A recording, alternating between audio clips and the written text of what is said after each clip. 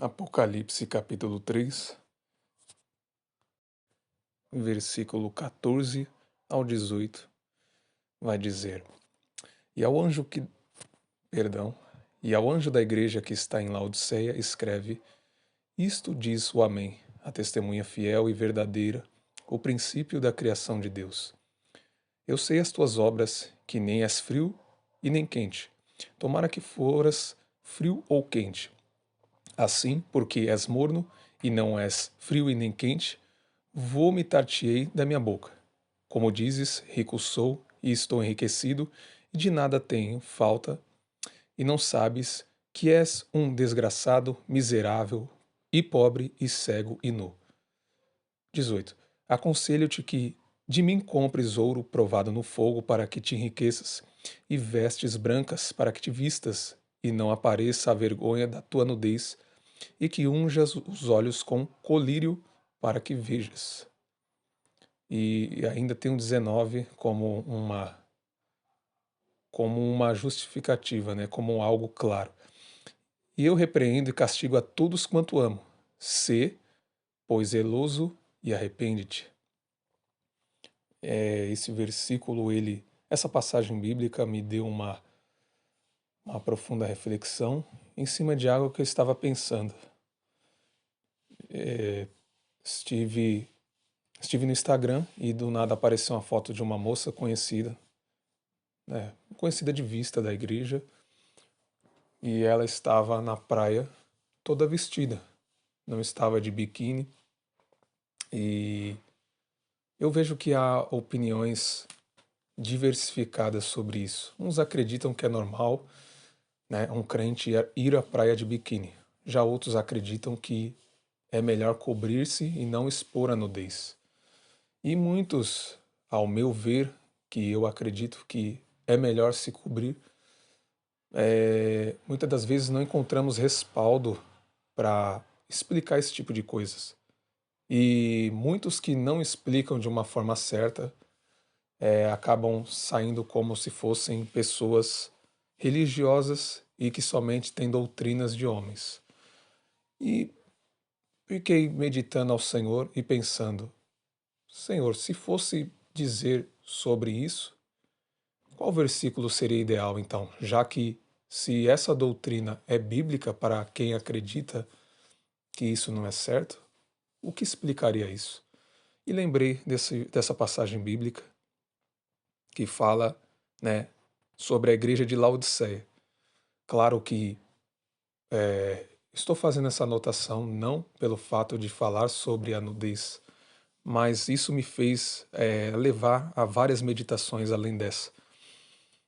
Vemos aqui focando no versículo 17 e 18, que fala: Rico sou e estou enriquecido. Ele fala da igreja de Laodiceia que pensa que está enriquecida e não tem falta de nada. Mas, ao que sabemos, o autor da carta, que é o evangelista João, ou o apóstolo João, né, que foi o último dos seus discípulos, né, a estar vivo na cronologia, né, quando ele escreve as cartas às igrejas que formam o livro de Apocalipse. Essas cartas da qual ele escreve não têm uma autoria somente dele, mas de uma visão que ele teve acerca de Cristo, dizendo a ele. Ou seja, ele só transcreveu o que Cristo disse a ele. E nós estamos acostumados com as falas de Cristo mansa, humilde, suave, mas nós vemos aqui uma fala extremamente exortativa de Cristo a uma das igrejas. Pois ele mesmo diz aqui no versículo 19: Eu repreendo e castigo a todos quanto amo. Se, né, que significa seja, zeloso e arrepende-te. Então, Deus ele tem tanto zelo que quando nos vê desobedecendo de uma forma extrema, nós acabamos sendo repreendidos de forma mais fervorosa por Cristo, porque ele não quer que nós venhamos nos perder. E a igreja de Laodiceia tinha um problema muito grave, né? Um tipo de desobediência muito grave que é extremamente alarmante entre os crentes. É você estar errando e achar que está tudo certo. é estar errando e não reconhecer que está errado. A soberba, é, como é que eu posso dizer? A altivez faz com que um cristão e qualquer outro ser humano tenha a perca da essência do que Paulo diz em 1 Coríntios 11, se não me engano, que é examinar a si mesmo. Quando o homem não examina a si mesmo diariamente, ele perde a essência cristã. E o porquê de eu ter falado da nudez, nós vemos aqui no versículo 17, que Cristo ele faz o seu feedback, vamos dizer assim, à igreja de Laodiceia. E perto da palavra nu, tem outras palavras que podemos dizer que, se você é um leigo, você acaba não entendendo o porquê da palavra nu estar ali. Ele fala, e não sabes que és um desgraçado. Nós vemos isso como um palavrão, mas se nós analisarmos, desgraçado significa ausência da graça. E vemos um exemplo de pessoas que perderam a graça, que foi Saul, uma delas. Saul, ele quando desobedeceu o Senhor, né, ele perdeu a graça de Deus, porque o que sustentava o reino dele a princípio, né, além do voto do povo, foi a própria graça de Deus que fez com que ele fosse escolhido, né, e ajudasse o povo de Israel. Mas a sua desobediência permitiu com que ele ficasse sem a graça de Deus e ficasse desesperado e perturbado. Então, todo crente que se encontra em desobediência extrema, ele perde a graça de Deus. E ele acaba sendo sábio ao próprio entendimento, extremamente ao reverso do que Provérbios diz, né? Então, um crente ele fica desorientado. Vemos aqui outra coisa que Jesus fala sobre a Laodiceia, é miserável. Miserável é uma pessoa infeliz e insatisfeita com a vida. Miserável é aquele que come das migalhas. E vemos que Jonas, por um curto período, passou por isso. Ele se sentiu infeliz em ter que fazer algo daquilo que Deus mandou para ele. E quando ele se sente dessa forma, Deus, em sua infinita misericórdia, ensina ele, né, lições espirituais a Jonas depois que ele teve um naufrágio e depois que foi engolido por um peixe, ele foi ensinado por Deus carinhosamente. E o que Cristo faz com a igreja de Laodiceia é a mesma coisa, ensinando de que a igreja está infeliz, está apenas se preocupando com o material, talvez, podemos conjecturar assim, e, infelizmente, caindo nesse pecado de desobediência, de soberba, de altivez. E Cristo ele sempre tem misericórdia de nós, mas se nós insistimos no erro, certamente não teremos a salvação. Vemos a palavra pobre, que se analisarmos bem no mundo espiritual, quando você é rico é quando você tem em abundância, e quando você é pobre é porque você tem pouco. Então, era uma igreja que estava, podemos assim dizer, pobre espiritualmente, pouca busca ao Senhor, pouca oração. E uma igreja rica e fortalecida é quando há, né, que os principais pilares, o estudo da palavra e a oração e o fortalecimento espiritual. É isso que abre o elo para outras coisas, que é o amor entre os irmãos, que é a conjunção do corpo de Cristo e o amor pelas almas. Se não tiver o ensino da palavra numa igreja e nem a oração, certamente essa igreja estará falida, estará na UTI espiritual, como diz o meu pastor. E vemos exemplos como Nabucodonosor, o rei da Babilônia, e seu filho Belsazar. Nabucodonosor, em sua altivez, quis se elevar até os céus, né? E podemos ver que nisso, em toda a sua soberba, nós vemos que Nabucodonosor ele olha para todo o seu palácio e diz: Não foi eu que construí todas essas coisas. Não sei qual a passagem, mas ele diz mais ou menos isso. Ele se orgulha daquilo que ele mesmo fez, ele mesmo dizendo entre aspas. Então a Bíblia fala que no mesmo instante que ele fala isso, acontece algo estranho com ele, ele começa a perder a consciência e agir como um animal. Então ele ficou por vários tempos, né, não sabemos ao certo, longe do seu habitar como um ser humano e vivia como um animal. E depois ele recobra a consciência e reconhece que Deus é todo-poderoso. Sabemos que ele é avisado antes disso, né, por interpretação dos seus sonhos por Daniel, mas mesmo assim ele ainda teve altivez. Ou seja, Deus ele nos avisa das nossas desobediências, ele nos alerta. Cabe a nós escolher estar do mesmo jeito ou nos arrependermos. O mesmo acontece com Belsazar, quando ele faz um banquete na presença dos 1000 grandes, né? Fala, eu acho que os grandes maiorais naquele tempo, mas ele pega os utensílios da casa do Senhor, né?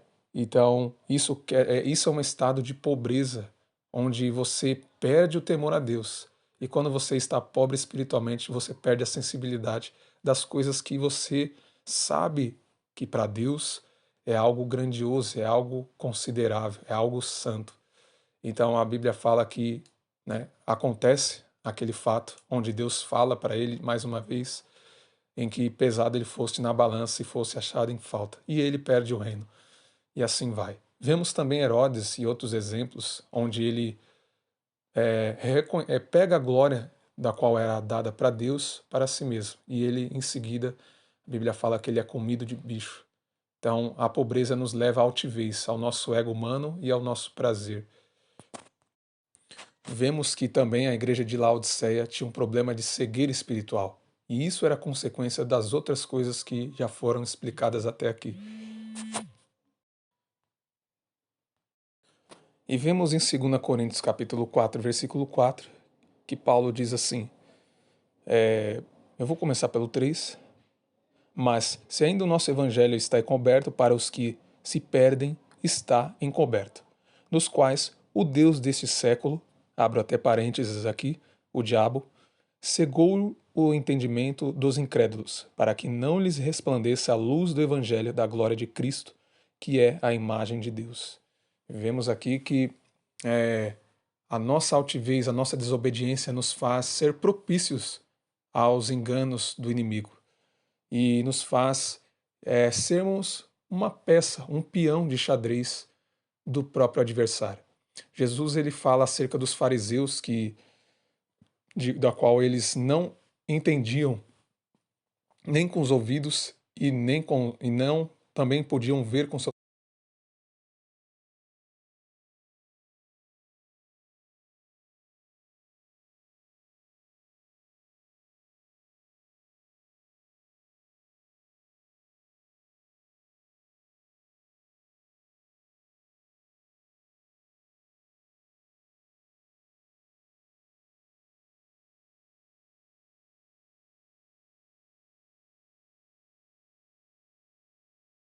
próprios olhos.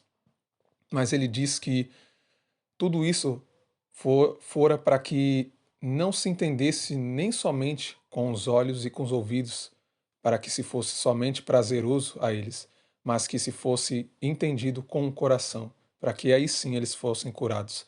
É isso que Cristo diz. É isso que Cristo diz mais ou menos no Evangelho de João, capítulo 12, versículo 40.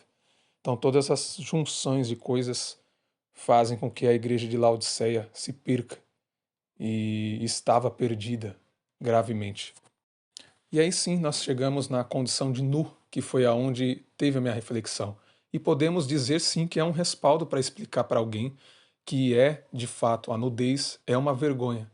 A nudez é algo que Deus criou somente para o ato sexual em si, entre o casal. Algo precioso. Então a nudez de alguém é preciosa.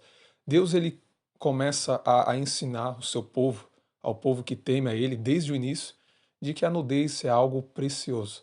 Nós vemos, por exemplo, Noé, Noé, da qual é visto por um de seus filhos a sua nudez e ele amaldiçoa, porque era algo indigno, era algo vergonhoso. Quando Jesus ele fala para Laodiceia que ele, além das outras características negativas que eles têm, eles são nus. E nu geralmente é um ato de vergonha, ou seja, podemos ver em sentido espiritual que a igreja de Laodiceia estava tendo um mau testemunho e como se tivesse nu, como se tivesse descoberto. E na cultura judaica, desde sempre até os dias de hoje, vemos que a nudez para eles é algo vergonhoso, algo que deveria ser repetido pelos cristãos também. E vemos que Jesus, quando foi crucificado, ele passou todos os tipos de humilhações possíveis, inclusive a nudez. Quando vemos Jesus em fotos, inclusive na Igreja Católica, vemos fotos de Jesus despido, e vemos nos filmes, né, até alguns atores que têm um corpo bonito, né, é, nós entendemos que aquilo é normal, mas não é. Se analisarmos com a Bíblia, o fato de Jesus estar despido era algo que ele foi punido como o pior dos malfeitores. E ele, como judeu, ele foi punido de todas as formas. A coroa de espinhos para ironizar, né, entre aqueles que condenaram, que ele se dizia rei e estava mentindo, mas Cristo dizia a verdade. Ele foi carregando uma cruz como se fosse um malfeitor e ainda assim andou nu e cheio de marcas de violência. Então tudo isso levou ele a, se fosse qualquer ser humano, não aguentaria esse tipo de pressão, mas ele era o Filho de Deus e mesmo sendo um ser humano sofrendo em sua carne, ele cumpriu seu propósito de salvar a humanidade. Então vemos tudo isso como algo, é, como uma repreensão do Senhor à igreja de Laodiceia. E vemos que sim, todas essas coisas estavam fora dos planos de Deus e a igreja vivia longe dos frutos do Espírito. Então entendemos que todas essas coisas nós devemos refletir, olhar para dentro de si mesmos e sempre se autoexaminar para que nós não nos afastemos do Senhor.